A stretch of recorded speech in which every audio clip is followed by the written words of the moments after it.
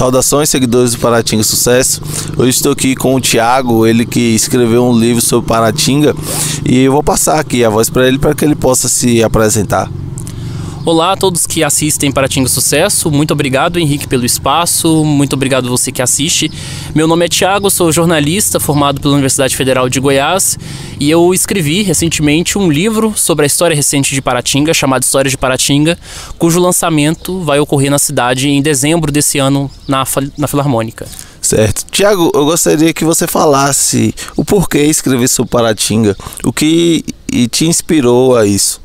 Foram 3 coisas. A primeira foi que eu fiz uma viagem aqui em junho de 2016, depois de 5 anos que eu não visitava mais Paratinga, e eu percebi que a cidade estava do mesmo jeito, né, de uma forma geral. Mas teve 2 eventos específicos que me chamaram a atenção. O primeiro era o Rio São Francisco Seco, numa situação que eu nunca tinha visto, e a igreja matriz que tinha sido recentemente incendiada. E aí eu também fui na zona rural, né, que é onde a família da minha mãe mora, a grande maioria, e isso acabou gerando meu interesse por saber um pouco mais sobre a história de Paratinga. Se a cidade tá do mesmo jeito ou de uma forma que as pessoas falam que a cidade não está evoluindo, então eu tentei buscar no passado alguma coisa que explicasse isso. E aí, com o passar do tempo, eu fui vendo que eu já estava trabalhando no livro. Entendo. E de onde vêm suas ideias, Thiago? No livro você fala sobre política, sobre cultura, sobre o urbano, o rural. Como você construiu esse roteiro? Primeiro eu ia fazer um documentário, então eu pensei em delimitar uma fase bem específica da cidade, que era história recente, porque se você procurar na internet coisas sobre império, sobre Paratinga na época da colônia, do início da república, você até acha muita coisa. Tem muitas pesquisas, muitos pesquisadores que já fizeram dissertações, que escreveram artigos, então esse conteúdo era farto. Então o que faltava encontrar mais coisas sobre a cidade era dos anos 60 para cá, então eu queria focar nisso. Então eu selecionei uns 10 entrevistados, montei um roteiro de perguntas bem específico, de forma que as falas deles nas respostas combinassem. Só que com o tempo eu vi que o documentário não funcionaria muito bem, e aí eu falei, vou escrever um livro. E aí, como eu já tinha trabalhado aqui em Paratinga, conversando com as pessoas durante 2 anos, eu sabia mais ou menos alguns temas que eu poderia trabalhar. Então eu dividi em 4 eixos. O primeiro eixo é a questão do movimento da cidade, porque a cidade se move entre rural, urbano, as diferentes regiões. A parte de cultura, que é muito importante, né? Que Paratinga tem uma vocação para a cultura. A terceira parte sobre as pessoas, sobre a vida dessas pessoas, de que forma a vida dessas pessoas se conectam com a cidade. E a quarta, que eu acho que é a mais importante, que é a questão da memória. E a memória está em tudo, tá? Desde o idoso que mora na zona rural e que tem seus 90 anos e que tem uma história de vida que está conectada àquele lugar, desde a política que age de uma forma muito significativa na vida de todo mundo que mora nesse município. Pessoal, eu tive um acesso a uma prévia do livro História de Paratinga, e enquanto lia, Thiago, eu observava assim a riqueza de detalhes sobre o seu dia a dia. Eu gostaria que você falasse sobre essa metodologia de escrita, se é uma metodologia, se era de fato esse objetivo, seu ter uma escrita do qual a gente tivesse um sentimento de estar inserido no seu dia a dia. Quando a gente fala de livro-reportagem, né, em jornalismo, você pode ter várias abordagens. Você pode ter uma abordagem que você, como o jornalista, como uma pessoa que está trabalhando naquilo, se distancia do fato. Então você entrevista a pessoa, mas você se limita àquilo que a pessoa fala, à descrição daquela pessoa, como se você fosse uma voz oculta ali naquele processo. Ou você pode se inserir na história, fazer parte dela como pesquisador. E aí eu não diria que é exatamente um método, mas você tem um gênero, digamos assim, dentro, né, do livro-reportagem, que é o diário de bordo, que é basicamente o que você escreve um relato de viagem. Você vê que tem muitos escritores que não necessariamente eram jornalistas na história do Brasil, mas que escreviam suas obras como um relato, como um diário de bordo, entendeu?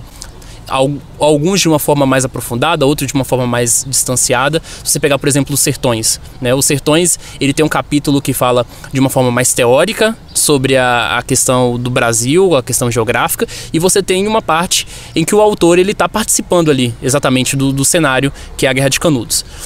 Então é basicamente isso. Eu quis me permitir entrar como participante dessa história, porque tinham elementos em Paratinga que só poderiam ser comentados de uma forma mais específica se eu tivesse. Então, por exemplo, se alguém ocorrer desse livro ser lido daqui a 100 anos, Eu queria que as pessoas conseguissem entender como que era a vida em Paratinga aqui. E a vida aqui em Paratinga se resumiria aos gostos das pessoas, as músicas que elas ouvem, como eram as construções, aquilo que tinha sido derrubado, aquilo que estava em pé, quais são os comércios, quais são as regiões. Então, para ter esse detalhamento, eu precisava estar dentro da história.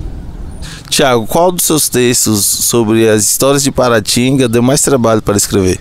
Eu costumo dividir assim o meu trabalho em dois aspectos. O aspecto de entrevista, né? Entrevista trabalhosa, apuração trabalhosa, que faz parte da redação, e depois passar isso para o papel. Então, assim, olhando esses três critérios, eu acho que o texto mais difícil foi um dos últimos, que foi a saga do Ibopatinga, que eu vou contar mais ou menos um pouco a história. Tem um jornal que foi publicado aqui em Paratinga entre a década de 50 e a década de 70, chamado O Ibopatinga. Ele fazia parte de um movimento político chamado Frente Nacionalista Paratinguense, que teve participação de vários nomes, tanto da política quanto da cultura paratinguense. Então, como, por exemplo, Evandro Brandão, o Zenon, né, que é o ex-prefeito, o professor Carlos Fernando, que foi médico também e professor da Universidade Federal de Goiás. Então, assim, teve participação dessas pessoas. E uma das coisas que eu queria era ter acesso a todas as edições desse livro. Mas cada pessoa que eu procurava em Paratinga que supostamente teria o livro me falava, eu não tenho e pessoa tal tem. E aí eu ia atrás de cada pessoa e isso me fez viajar por alguns outros municípios vizinhos correndo atrás disso. Então acho que foi o texto mais difícil. Por quê? Para eu poder escrever esse texto, eu tive que passar por todo o processo para depois passar para o papel. Então acho que foi o texto mais demorado de todos para sair. Tiago, quando você escreveu o livro, né, sobre as histórias de Paratinga, você escrevia esse livro para si ou você imaginava um leitor ideal? Você pensa em como o cidadão paratinguense vai ler esse livro, como ele vai receber? Eu acho muito inocente ou talvez muito pouco sincero uma pessoa dizer que não escreve para si, né? A escrita, ela é indissociável do ser humano que escreve, pelo menos é algo que eu penso. Então sim, eu acho que em algum aspecto, talvez inconscientemente, eu possa ter escrito a meu respeito, porque afinal eu estou dentro desse livro. Mas ao mesmo tempo também eu penso nas pessoas, né? Eu, como alguém que primeiro foi atrás de coisas sobre o município, uma das coisas que me incomodou bastante foi a carência de conteúdo. E uma das palavras-chave da minha vida, assim, é a palavra legado. Se você morrer hoje, o que você deixa para as pessoas, né? Que tipo de informações valiosas, que tipo de obras você deixa?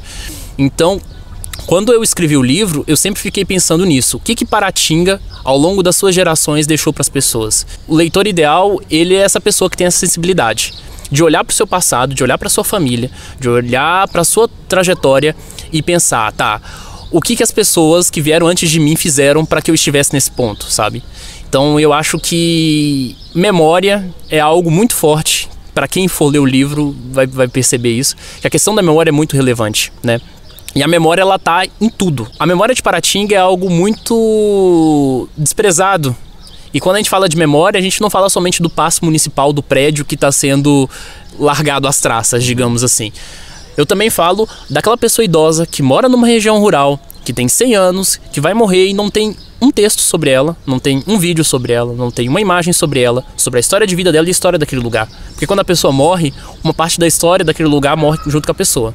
E eu também falo, por exemplo, de quando alguém ganha uma eleição de prefeitura e a primeira coisa que faz quando assume a gestão é apagar o site da prefeitura e iniciar um novo, acabando com todo aquele histórico. Então, esse apagamento da história está em tudo isso.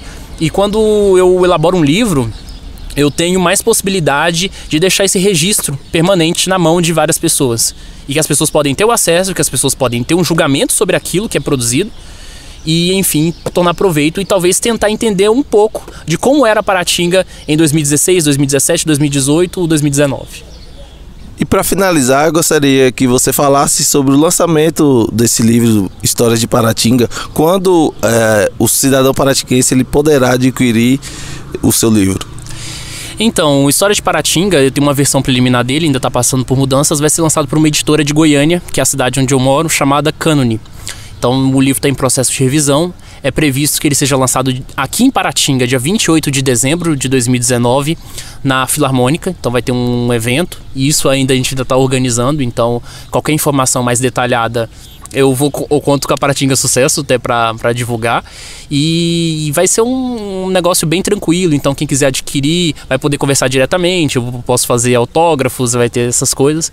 Então vai ser algo bastante interessante. E quem quiser acompanhar também o processo, né, saber novidades, eu também tenho um site, que é o site onde é o meu portfólio, onde eu também publico algumas coisas. Inclusive tem alguns materiais do livro lá avulsos, que é thiagoabreu.jor.br. E eu também tenho um Twitter, que é @oThiagoAbreu, sem H. Meu nome não tem H.